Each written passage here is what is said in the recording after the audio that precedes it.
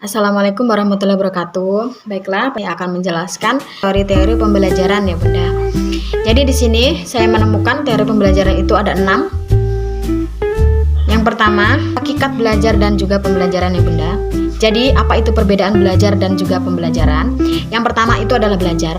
Belajar itu adalah proses perubahan perilaku ataupun kemampuan seseorang ya Bunda sebagai hasil dari pengalaman.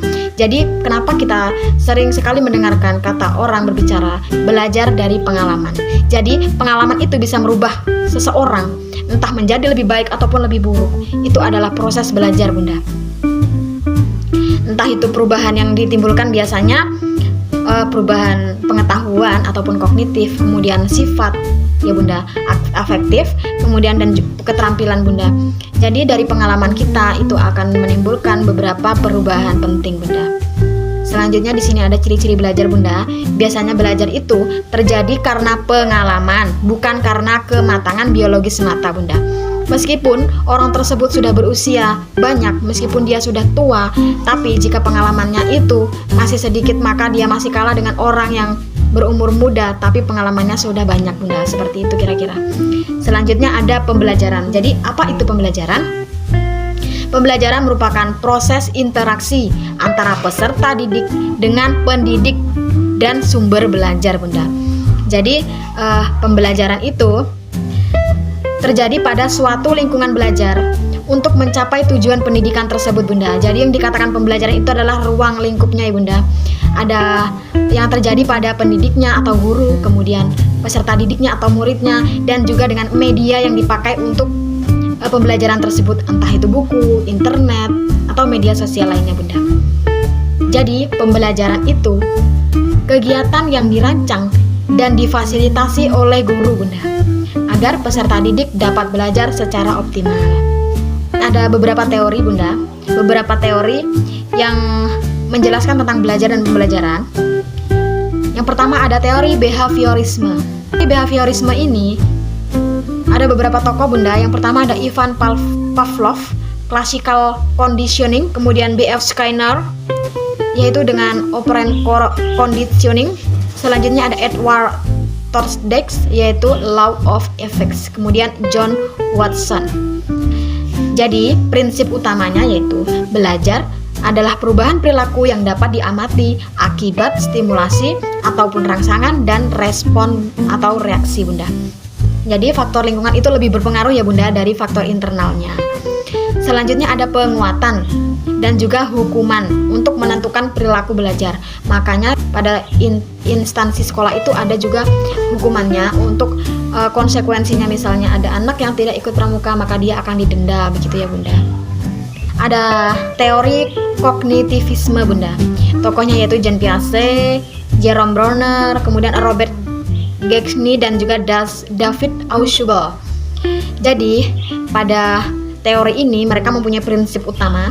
Yang pertama yaitu belajar adalah mental internal dan bukan hanya perubahan perilaku. Selanjutnya peserta didik mengolah informasi, mengingat, mengorganisasi, dan juga menghubungkan Bunda.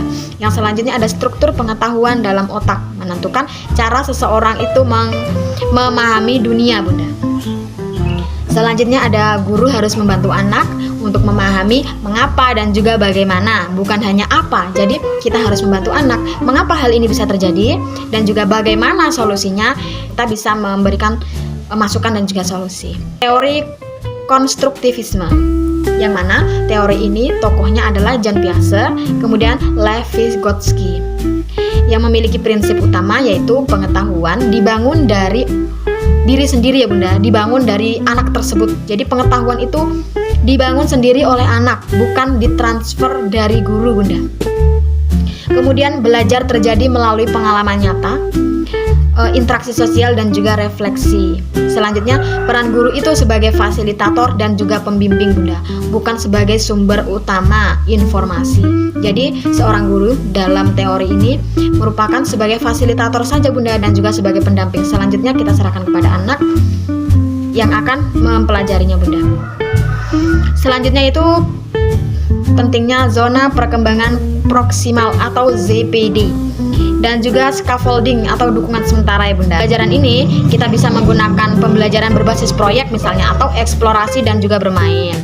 Jadi Bunda, di sini kita bisa membantu anak untuk menyiapkan batu sebagai benda padatnya dan juga air untuk bereksperimen sederhana saja.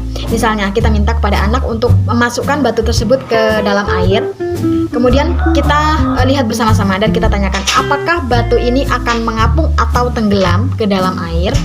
Jadi selain anak tersebut belajar langsung bereksperimen, dia juga melalui pengalaman nyata dia akan belajar Bunda. Oh ternyata batu ini tenggelam apabila dimasukkan ke dalam air, begitu Bunda. Selanjutnya Bunda, ada teori sosial kognitif dari Albert Bandura. Jadi Bunda, teori sosial kognitif ini memiliki prinsip utama belajar terjadi melalui observasi dan juga peniruan atau modeling Bunda. Jadi di sini yang dimaksudkan adalah guru itu sebagai model ya Bunda, dengan meniru tahap perilaku orang lain Bunda. Selanjutnya ada faktor penting yaitu perhatian, ingatan, reproduksi tindakan dan juga motivasi Bunda. Kemudian individu belajar tidak hanya dari pengalaman langsung, tapi juga dari pengamatan terhadap model atau guru, teman ataupun orang tua. Jadi Bunda, di sini maksudnya adalah guru itu juga orang tua sebagai model yang penting. Tidak hanya guru dan orang tua, tapi juga teman Bunda. Hal itu mengapa? Anak tersebut lebih cenderung meniru apa yang dilakukan oleh gurunya, apa yang dilakukan oleh orang tuanya, dan apa yang dilakukan oleh temannya. Karena anak biasanya lebih meniru kebiasaan yang ada di sekitar kita, di sekitar anak tersebut. Oleh karena itu, sebagai seorang pendidik ataupun orang tua, kita harus menjaga anak kita agar terhindar dari lingkungan-lingkungan yang negatif, dan kita juga harus menunjukkan perilaku positif selalu kepada anak-anak kita, agar mereka memiliki moral yang baik, agar mereka memiliki perilaku yang baik, dan juga terhindar dari hal-hal negatif ya Bunda. Kemudian ada teori humanisme Bunda. Tokohnya ini adalah Abraham Maslow dan juga Carl Rogers. Teori humanisme ini memiliki prinsip utama Bunda. Yang pertama yaitu tujuan belajar adalah mengembangkan potensi manusia secara utuh, seperti kognitif, afektif, moral, dan juga spiritual Bunda. Selanjutnya, belajar harus menciptakan suasana yang aman, nyaman, dan penuh dengan kasih sayang. Kemudian motivasi belajar muncul dari kebutuhan dasar atau Maslow dan dorongan untuk aktualisasi diri. Yang terakhir ada guru itu berperan sebagai pembimbing dan fasilitator pertumbuhan pribadi Bunda.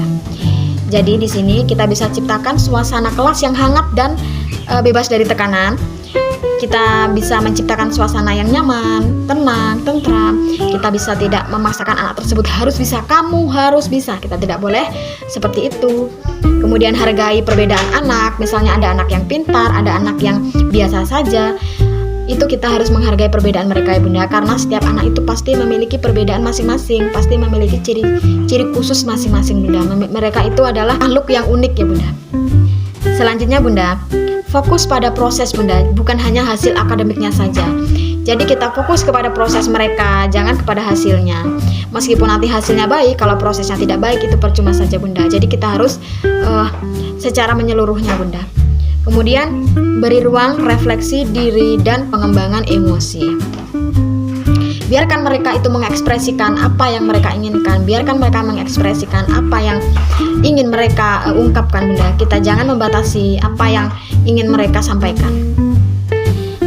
Di sini saya mempunyai contoh sederhana Bunda. Misalnya nih, guru, seorang pendidik memuji hasil anak yang berani mencoba hal-hal baru Bunda, meskipun belum berhasil, tapi anak tersebut akan termotivasi dan juga percaya diri. Misalnya kita minta anak tersebut untuk maju ke depan, untuk meniru tulisan yang kita tulis di papan tulis misalnya Bunda.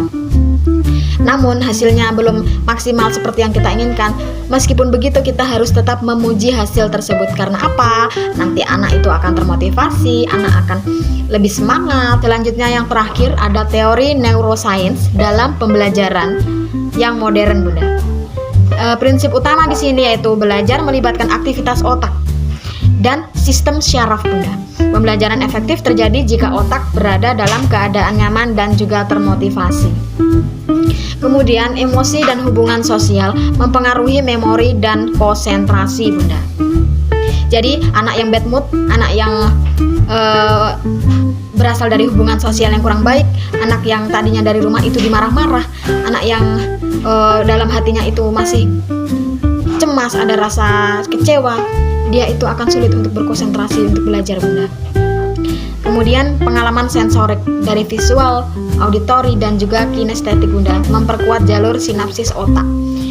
Selanjutnya ada pengulangan, seperti tidur yang cukup dan lingkungan aman akan memperkuat pembelajaran jangka anak ya, Bunda. Akan memperkuat pembelajaran jangka panjang pada anak usia dini. Di sini kita bisa menggunakan pembelajaran itu seperti gunakan kegiatan yang multisensori, Bunda, melihat, mendengar, dan menyentuh. Selanjutnya beri waktu istirahat dan permainan untuk menyeimbangkan otak anak.